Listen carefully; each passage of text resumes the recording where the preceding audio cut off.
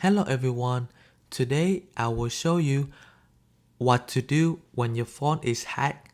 If you find this useful, then please leave a like and subscribe.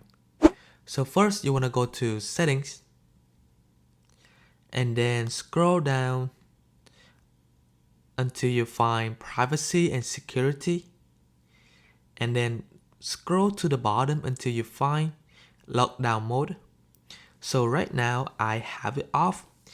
So basically when you turn this on, in the case where your iPhone is hacked and you don't have control over the iPhone, turning this on will make sure that all of the features like apps and website will be limited so that the hacker will not be able to utilize the kind of feature to get your information.